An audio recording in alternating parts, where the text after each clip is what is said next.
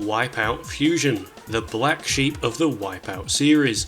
The debut of the franchise on the PlayStation 2, this game had a lot to live up to, and whilst it did some things very well, it left fans divided over some of the gameplay changes it made. In this video, I want to take a look at playing this game in 2024. I'm not looking to review every nut and bolt of the game as it's been done before, but instead take a look at what it's like playing Fusion with some of the modern features on offer today. Now, I'm emulating the North American version of the game with the latest nightly build of PCSX2, and I'm taking advantage of all the features this emulator can offer in respect to my PC hardware. That means 4x internal resolution rendering and FX anti-aliasing. I've also messed around with a few of the anti-blur and cleanup features offered in the current PCSX2 builds. Wipeout Fusion out of the box does offer a widescreen mode, but unfortunately it's not without its drawbacks. Enabling widescreen seems to cause issues with camera angles and things aren't helped by the default low FOV. You can see here in 4x3 mode that the chase camera shows the entirety of our ship, but switching to 16:9 has zoomed us in a bit. The patch by number 47 fixes these issues and revises the camera angles, giving us a more traditional Wipeout chase camera. It also tidies up the menu for widescreen mode too. It's amazing how a small tweak like the chase camera can really alter the feel of the game, and in my opinion for the better.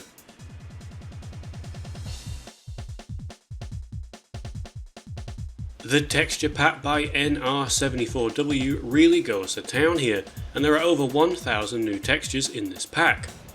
Every single track has received new, higher resolution textures, which stomp out some of the typical PS2 mushy blur. Even though you're racing through these circuits at a super fast speed, you can still appreciate the extra detail and crispness the new textures now offer. Of course, the ships have also received attention, as well as their upgraded counterparts. It really reminds me of seeing the PSP Wipeout games when they were ported over to the PS3. An extra level of sharpness and detail really is a treat. Tying everything together are higher resolution menu elements, from logos, fonts, and even the pilot's textures when selecting your craft. Everything just has that extra level of polish that makes it feel like an official remaster.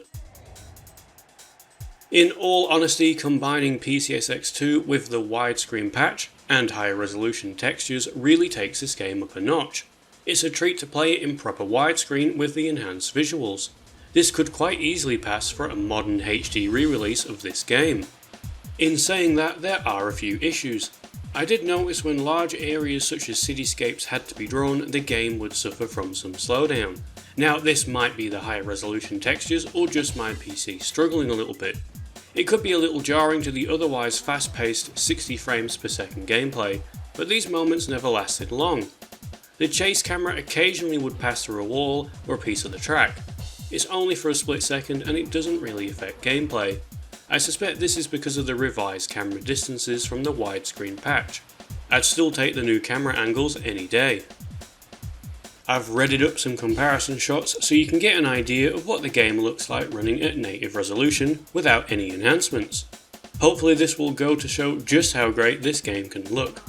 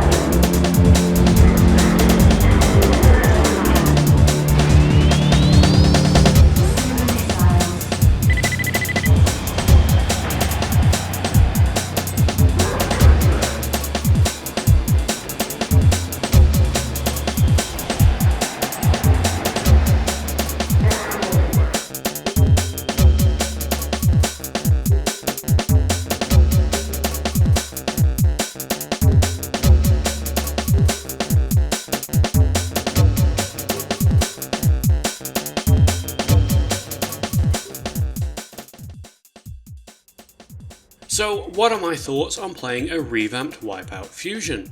Cleaned up graphics are all well and good, but they don't change the core gameplay. Back in the day, I played through all of the original PS1 Wipeouts, and even Wipeout 64 from start to finish. They were hard, they were challenging, but they were a lot of fun. They all had a very unique and individual graphical style, with companies like the Designers Republic lending their talents to the game's aesthetics, and up-to-date modern electronic music from the likes of The Prodigy pumping out your speakers. It all tied together very well. It was all distinctly Wipeout. The gameplay and the feel of racing the ships were all subtle evolutions, with each game building on the next. So when I got a hold of Wipeout Fusion, I had certain expectations for the gameplay, and well, it delivered, but it also didn't. Everything was there: racing anti-gravity ships with boost pads and weapons, an awesome electronic soundtrack, but something wasn't right.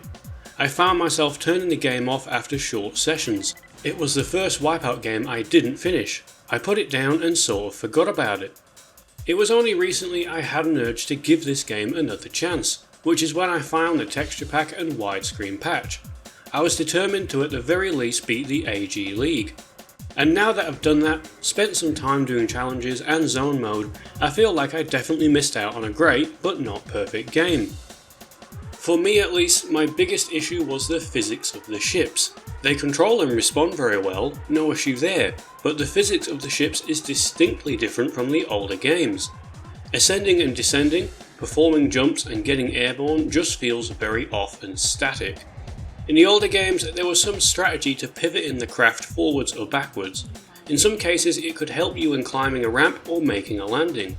There was also a significant bit of bounce from your craft in the older games, which came from jumps and awkward angles. In Fusion, the craft feels almost glued to its set floating point above the track, and there is, as far as I could tell, zero reason to pivot your craft up or down. The smaller jumps in the game feel terrible. The few split seconds of enjoying airtime are ruined by your ship almost snapping back to the track. The footage being shown is not edited, but it almost looks like there are missing frames when the craft snaps back down to the track. There are a few moments where you do get some airtime and it's genuinely great, but there are other times when it feels like you've accidentally gotten airtime on the smaller jumps and you go flying off the track dramatically. Looking back, it was this change to the feel of the game which is why I put it down. It just didn't feel like Wipeout, and from reading reviews it seems I'm not alone. There were also a few bugs here and there, some weapons causing me to be pushed through the track, a gravity flip pad on one track that would always send me outside the level, and just little things that suggested the game perhaps was a little bit unfinished. I don't think these bugs were down to emulation, but if they are, then please do tell me. But despite these issues, if you're willing to look past that, willing to deal with the new physics and take the good with the bad, then there is a genuinely very good game here. If there's one thing Fusion wasn't afraid of doing, it was changing things up. The progression system has been completely overhauled. Instead of progressing through a league with varying speed classes, you now earn credits which you use to upgrade your ship, making you more competitive and of course faster. Instead of progressing through tracks individually, you move on to harder leagues, which consist of a roster of circuits which will become tougher as you progress. If you don't upgrade your ship, you will fall behind your opponents, but as you upgrade and improve, so do they. I quite enjoyed trying different teams and upgrading the ships in different ways. Sometimes I just needed a bit more shield rather than top speed to get through a league. And speaking of the ships, I did notice that each craft handles uniquely and has their own unique engine sounds. I was quite surprised when first trying out the Tigron craft just how much it drifted around compared to the EGR ship I've spent the last few leagues with. On the topic of damage, to my knowledge this is the only game in the series where your ship can take visual damage, and knocking it around the track too much will actually affect your performance and handling. A beat up ship will corner slower and feel heavier. I guess it all ties into the more combat focus this game took. Whilst this may have alienated the purists, once again I quite like it. During the league races I found myself thinking a lot more about shield management, and also the handling of my ship if it had been damaged. There were times I sacrificed my position in a race by pulling into the pits, so I could enter the next lap with my handling restored and my shields replenished. Whilst you could argue it takes away from the pure racing, I did enjoy having to make more decisions during a race, and having to balance that risk-reward on some circuits. Challenges have made a return from Wipeout 64, as have team-based super weapons, which in this game you need to unlock by completing the challenges. There's also Zone Mode, which makes its first appearance in this game, and will continue on into the later series. A mode where your special zone craft perpetually gains more and more speed. You have a limited shield and the service pits are offline. The goal here is to survive as long as possible and go as fast as possible. So, what's my conclusion? Well, Wipeout Fusion is a flawed game. It made some unpopular changes to the handling characteristics, and there are some moments where it does feel a bit unfinished. Will running the game at higher resolutions, with better textures and widescreen patches, fix those problems? Well, no. But what I found was that the good most certainly outweighs the bad. Adding in those modern luxuries only makes the good parts of the game better. There are some truly great moments to be had in this game, with my favourite perhaps being a vertical climb and drop behind a waterfall in the Alka Vexus track. With my shields hanging in there and the music blasting, it was definitely one of the more memorable Wipeout moments I've had. If you've never played Wipeout Fusion before, then I definitely recommend giving it a go. Just be prepared for some differences. This is a game that was trying to take the series in a new direction, and it both hits and misses the mark. I'll leave links in the description to the texture pack and widescreen patch below, so you can enjoy it as I have. As always, thank you very much for watching, and I'll see you next time.